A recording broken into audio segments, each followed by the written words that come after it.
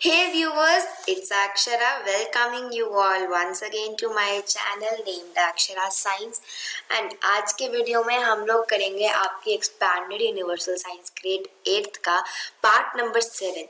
So without further do let's start. लेकिन उससे पहले आपके फ्रंट होम पेज नहीं बोलेगी, फर्स्ट पेज जो है आपकी बुक का उससे मुलाकात हो जाए। So here's your front page, right now आगे चलते हैं हम लोग। ओके सो अगर आप लोगों ने पिछले पार्ट्स नहीं देखे हैं, पार्ट 6 तक जो मैंने वीडियोस बनाई है, पहले उनको जाकर देखो, then come back to this video, ताकि वो जो टॉपिक्स है वो क्लियर हो जाए। ठीक है, अब इस वीडियो पे आते हैं। इरिगेशन टॉपिक हम लोग डिस्कस कर चुके हैं पिछले वीडियो में, और प्रोटेक्शन ऑफ क्रॉप्स। आज हम लोग प्रोटेक्शन ऑफ क्रॉप्स के टॉपिक को कंप्लीट करेंगे। मैंने पिछले वीडियो में प्रोटेक्शन, देखो मैंने इसमें कुछ पार्ट्स में, देखो बहुत चैप्टर ही बाकी है। We will be doing question answers also, and guys मैं आप लोगों के लिए नोट्स भी प्रोवाइड करूंगी। ठीक है, I will be providing notes also. Now आज हम लोग पढ़ने जा रहे हैं पार्ट। ओके, सबसे पहले रिवाइज कर लेते हैं एग्रीकल्चरल प्रैक्टिसेस की कुछ टेक्निक्स को। So technique number 1 was protection from soil, number 2 technique was selection of seeds and sowing, number 3 was adding manures and fertilizers, and number 4 was irrigation. number 5 technique is protection from crops. अब protection from crops के अंदर आपके दो topics आ जाते हैं। एक है कि प्रोटेक्शन किससे करना, वीड से करना, जो बाकी के जो घास फूस उगाते हैं उनसे प्रोटेक्शन करना। दूसरा ये है कि पेस्ट्स एंड डिजीजेस से, मतलब पेस्ट मतलब कीड़ों से, और डिजीजेस कि किसी प्लांट को कोई डिजीज ना हो जाए उससे प्रोटेक्शन करना। तो हम लोग प्रोटेक्शन फ्रॉम वीड्स ऑलरेडी देख चुके हैं पिछले पार्ट में। मुझे लगा कि ज़्यादा बड़ा हो जाएगा वरना ये टॉपिक, ये वीडियो हमारी, इसलिए मैंने ये वाला जो टॉपिक था पिछला वाला मैंने पहले समझा दिया था। तो चलो आज यहाँ से स्टार्ट करते हैं, protection from pests and diseases, and I will be trying कि आज मैं पूरा टॉपिक कंप्लीट कर दूँ। Now crops have to be protected from a variety of animals, insects such as termites, locusts, etc. And rodents means rats which may damage or eat the crops. They are known as pests. Now pests मतलब कोई भी जानवर, कोई भी insect. Insect में आपके आती हैं दीमक, है ना, टर्मिट, देन लोकस्ट्स, ये सारी आती हैं आपकी इंसेक्ट्स में। और animal, we can't say rat in animal but you can say it in insect only. Insect भी नहीं बोल सकते, you can consider it in animal. Animal में कंसिडर करते हैं हम रैट्स को। तो रैट्स भी क्या करते हैं, आपकी खेतों को बर्बाद कर देते हैं, वो सारे नीचे जड़ों पे जाके खा लेते हैं, एंड देन आपका प्लांट उग नहीं पाता। इसलिए हमें इन पेस्ट से छुटकारा पाने के लिए कुछ टेक्निक्स को अपनाना पड़ेगा, and let's read out those techniques. But उससे पहले आपको पेस्ट की डेफिनेशन पता होनी चाहिए। सो crops which are harmed by some of the animals and insects such as termites, locusts and rats which can damage or eat the crops is known as pests. Now crops can also be attacked by bacteria, viruses and fungi. ये आ गया आपके diseases के उसमें, वो था आपके pests case में, और ये आ गया आपका डिजीजेस केस में कि जो क्रॉप्स हैं वो बीमार हो सकती हैं बैक्टीरिया के थ्रू, वायरसेस के थ्रू, फंगी के थ्रू। अब आप बोलोगे क्रॉप्स कैसे बीमार होंगी, पौधे कैसे बीमार होंगे? अब आप सभी को पता है कि हम भी एक लिविंग ऑर्गेनिज्म है और हम भी बीमार होते हैं, वैसे ही प्लांट भी एक लिविंग ऑर्गेनिज्म है, वो भी अपने तरीके में बीमार होते हैं। ठीक है, now they can cause various crop diseases and thereby reduce the yield. इसलिए वो अपनी हमारी फसल को कम कर सकते हैं। अगर मान लो आप, ठीक है, आप अपना एग्जांपल लिए, एक मजदूर का एग्जांपल लेते हैं। एक मजदूर है, ठीक है, एक मजदूर है। वो मजदूर क्या कर रहा है, दिन रात मेहनत कर रहा है, अच्छा खासा, मान लो वो दिन का कमा रहा है 500 रुपये वो दिन का कमा रहा है। एंड अगर वो बीमार हो जाए, क्या वो जितना काम 500 रुपए तक करता था, क्या उसको दोबारा मिल पाएगा उतना काम? नहीं ना, उसको यही होगा 300, 400, 100 या 200 रुपए का घाटा पड़ जाएगा। यानी जब हम बीमार होते हैं तो हमारे अंदर जो एबिलिटी जो पहले थी वो कम हो जाती है। वैसे ही फसलों में जो एबिलिटी बीमार होने से पहले होती है क्रॉप प्रोड्यूस करने की, वो कम हो जाती है। इसलिए हमारी जो फसल है, our yield is reduced. Okay, now bacterial wilt of crops means bacterial disease leaf curl in cotton viral disease, these all are the types of diseases. Okay, rust and smut of wheat, fungal disease, and blight of potato, fungal disease are some examples of crop disease. ये कुछ examples है crop disease की, you can just remember them. A chemical substance used for controlling and destroying pests is known as pesticides. Now guys, ये जो मैंने आपको पीछे ऊपर जो डिजीज बताया, आपको पता होना चाहिए कि ये किसके अंडर आता है. ये वायरल डिजीज के अंडर आता है, बैक्टीरियल डिजीज के अंदर आता है, या फंगल डिजीज के अंदर आता है. This point should be noted down and you have to learn it. It's really very important. Okay, now जो केमिकल जो सब्सटेंस आपका यूज किया जाता है पेस्ट्स को डिस्ट्रॉय करने में, मतलब पेस्ट्स मतलब जो बाकी कीड़े मकोड़े होते हैं उनको डिस्ट्रॉय करने में, that is known as pesticide. ठीक है. नाउ पेस्टिसाइड्स आपने सुना होगा ना, fertilisers, pesticides and all. Pesticides can be of two types. जो पेस्टिसाइड्स है वो दो टाइप्स के हो सकते हैं. One of them is insecticides and another one is rodenticides. ठीक है. नाउ पहला पढ़ते हैं हम insecticides. Insecticides are used for killing insects. जो इंसेक्टिसाइड्स वो जानवरों को मारने के इस्तेमाल में आते हैं. And malathion BHC means benzene hexachloride और गैमाक्सीन, ये आपकी कुछ मेडिसिन हैं. And DDT it means dichlorodiphenyl trichloroethane are examples of insecticides. ये कुछ इंसेक्टिसाइड्स के एग्जाम्पल हैं, ये दवाइयाँ हैं. ठीक है. एंड रोडेंटिसाइड्स के ऊपर अगर हम आते हैं तो इसमें भी कुछ दवाइयाँ मिलती हैं हमें. Rodenticides are use for killing rodents. ये रोडेंट्स को मारने के लिए यूज की जाती हैं. जैसे आपका रैट के अंडर मैंने आपको पीछे बताया था, रैट है ना. So warfarin and zinc phosphide are examples of rodenticides. ये कुछ एग्जाम्पल्स है रोडेंटिसाइड्स के. Now let's come to this para fungicides. अब एक्चुअली में फंगिसाइड्स है क्या? Fungicides are use for destroying fungi. अब आपको पता है कि हमारे प्लांट्स के ऊपर फंगी यानी फंगस भी लग जाती है, तो उसको जो डिस्ट्रॉय करने के लिए जो हम यूज करते हैं इस मेडिसिन, यू कैन से मेडिसिन, तो उसका नाम क्या होता है? Fungicides. Now many copper salts and sulfur salts are used for this purpose.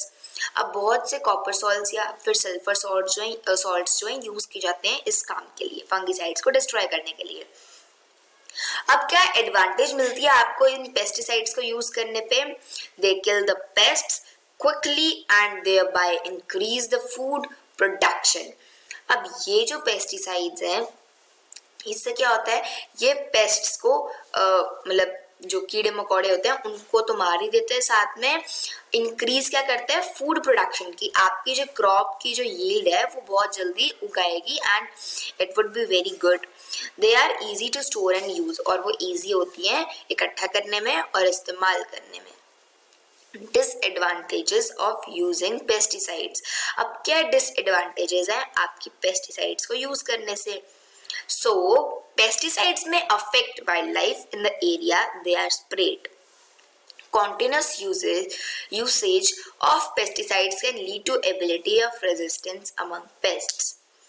Excess usage of pesticides increase the acidic content of the soil. Also, they can cause soil and water pollution. They may also enter food chains from one level to another and may cause infections of skin and respiratory system. Okay, so ये क्या बोल रहा है कि disadvantages of pesticides क्या होती हैं? One of them is कि ये जो है, मान लो आपने दवाई फेंकी. अब जो पेस्ट्स हैं वो भी तो एक लिविंग ऑर्गेनिज्म ही है. जो पेस्ट हैं वो भी एक लिविंग ऑर्गेनिज्म है. सो पेस्ट को आप मार सकते हो तो वहाँ के जो बाकी जो जानवर हैं, जीव जंतु हैं, अगर वो आके उस घास को खा ले जब उस दवाई को फेंका जाएगा, तो they can just it can be cause to death. ठीक है. So it should not be done and they are easy to store. Okay, sorry, where were we? Okay, continuous usage of pesticides can lead to ability of resistance among pests. कि अगर आप ज़्यादा ही pesticide डाल दोगे तो जो paste जो उसमें ख़त्म होने थे ना वो डबल उगाएंगे. ठीक है. Now excess usage of pesticides increase the acidic content of the soil.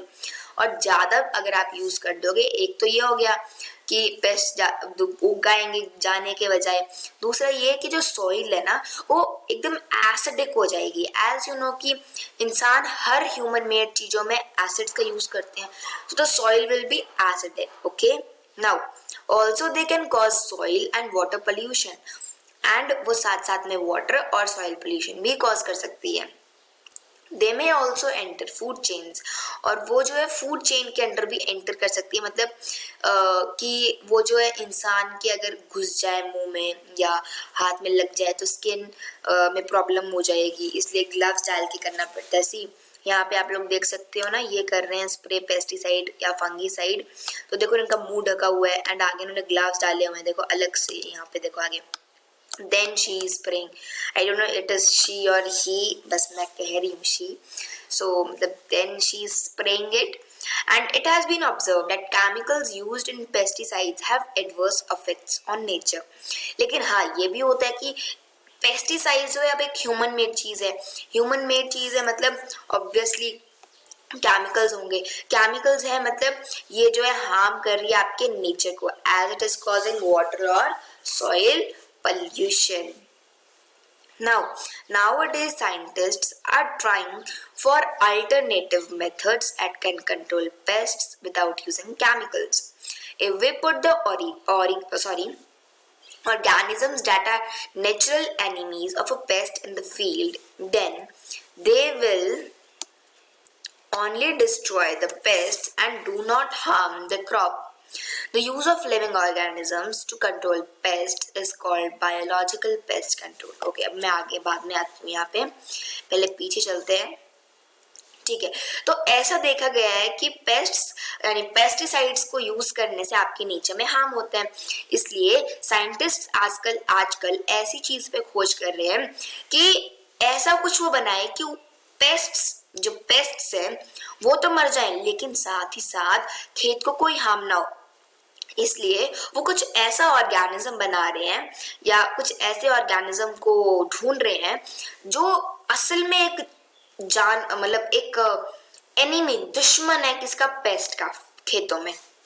और उससे क्या होगा, जो आपका पेस्ट का जो दुश्मन होगा ना वो क्या करेगा, वो सिंपली आपकी क्रॉप्स को कोई हानि नहीं पहुंचाएगा, क्योंकि I think crops are also you know the enemies of your pests. ठीक है, क्योंकि वो उसको डिस्ट्रॉय करता है, इसलिए so for this what we can do is कि हम लोग एक ऐसा ऑर्गेनिज्म रेडी करें या एक ऐसा ऑर्गेनिज्म ढूंढें जो पेस्ट्स का दुश्मन है और पेस्ट को डिस्ट्रॉय कर दे लेकिन क्रॉप को कोई हार्म ना पहुंचाए। Okay, now the use of living organism to control pest is called biological pest control।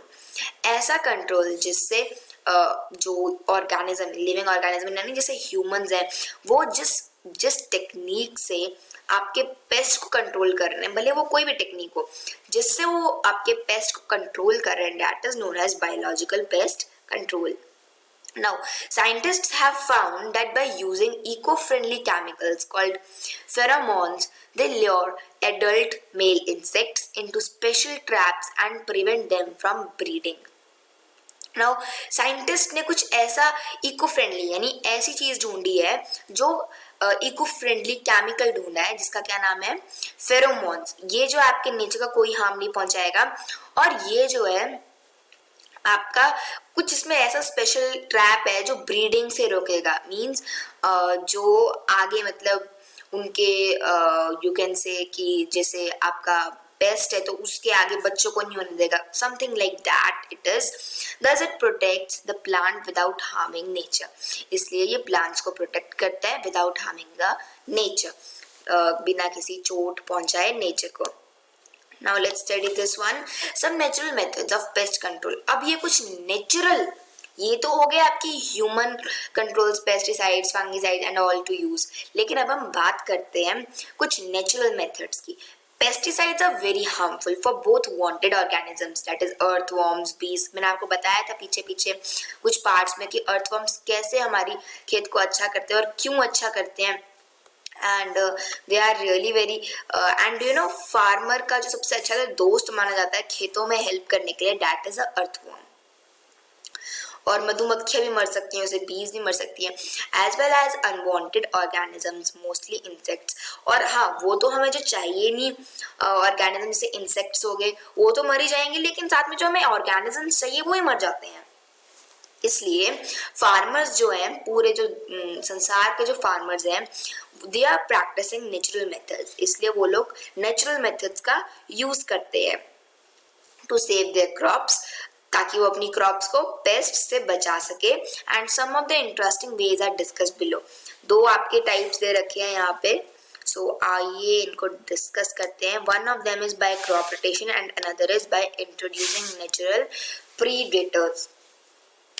Bye crop rotation, अब क्रॉप रोटेशन के थ्रू कैसे? All pests are usually specific to one type of crop. जो सारे के सारे जो pests है ना, वो एक ही टाइप के क्रॉप में लगते, मतलब ऐसा नहीं है कि एक ही टाइप के क्रॉप में लगेंगे। If same type of crop is not grown continuously but grown alternatively with other types of crop, then the life cycle of the pests get interrupted by this change. Thus the pests thriving on a particular type of crop die out. अब ये क्या बोल रहा है? एक method है crop rotation. Crop rotation कैसा method है? क्रॉप रोटेशन मतलब ये ऐसा कोई मेथड अपनाना, इट इज अ मेथड, ठीक है। सो क्रॉप रोटेशन में क्या होता है, जो पेस्ट्स है ना, पेस्ट अब वो एक ही क्रॉप चाहते हैं। पेस्ट बोलते हैं कि एक ही क्रॉप को उगाओ अपनी खेतों में, लेकिन हम क्या करेंगे, हम गर्मियों में कोई और क्रॉप उगाएंगे एंड सर्दियों में कोई और क्रॉप उगाएंगे, एंड चेंज कर करके हम अपनी क्रॉप्स को उगाएंगे हर बार किसी अलग टाइप की क्रॉप के साथ, ताकि जो लाइफ साइकिल की जो पेस्ट की जो लाइफ साइकिल चल रही है वो खत्म हो जाए, क्योंकि पेस्ट चाहते हैं कि हम एक ही क्रॉप उगाएं अपनी खेतों में। Okay, now thus the pests thriving on a particular type of crop die out. तो जो pests हैं वो एक क्रॉप में रहेंगे और दूसरे क्रॉप में मर जाएंगे। Now by introducing natural predators, birds that eat various types of insects are encouraged to live near the field by placing nest and water bowls around the field. दूसरा मेथड है कि नेचुरल प्रेडेटर्स, यानी आप ऐसी चीज़ों को बुलावा दो जो आपका बिना कोई मेहनत किए, बिना कुछ किए कुछ भी कर दे। अब आप एक काम कर सकते हो, जो बर्ड्स होते हैं ना, बर्ड्स, उनके लिए बाउल्स रख दो। बाउल मतलब थोड़ा सा अनाज रख दो, उसमें चावल के 3-4 दाने एंड कुछ पानी रख दो खेतों के चारों ओर। अब क्या होगा, जो चिड़िया हैं वो क्या मांगती हैं खाने को? कीड़े मकोड़े। कीड़े मकोड़ों से तो फार्मर को बहुत ज़्यादा नुकसान होता है खेतों में। इसलिए फार्मर क्या कर सकता है, फार्मर अपनी खेत के चारों ओर कुछ बाउल्स लगा दे, एंड जो चिड़िया हैं वो बोलेंगी कि हमें तो रोज ही यहाँ पे खाना पानी मिल रहा है, खेतों में हमें कीड़े मिल जाते हैं, यहाँ पे हमें पानी मिल जाता है, हमें दूर जाने की क्या जरूरत है, हम अपना घोंसला इधर बना लेते हैं। इसलिए जो चिड़िया है वो अपना घोंसला खेत के चारों ओर बना लेंगी। जब वो खेत के चारों ओर बना लेंगी तो ऑब्वियसली हमारा काम इजी हो जाएगा, जो कीड़े मकोड़े हैं वो मर जाएंगे, ठीक है। सो आई होप कि आप लोगों को आज की वीडियो अच्छी लगी हो, ठीक है। अगर अच्छी लगी then do like, share and subscribe my channel. So आज की वीडियो हमने कुछ टेक्निक्स पढ़ी, सो आई होप कि आपको अच्छी लगी हो। Then subscribe my channel for that, do give it a thumbs up and share this video with your friends. That's all for today. Thank you and have a nice day. Goodbye everyone.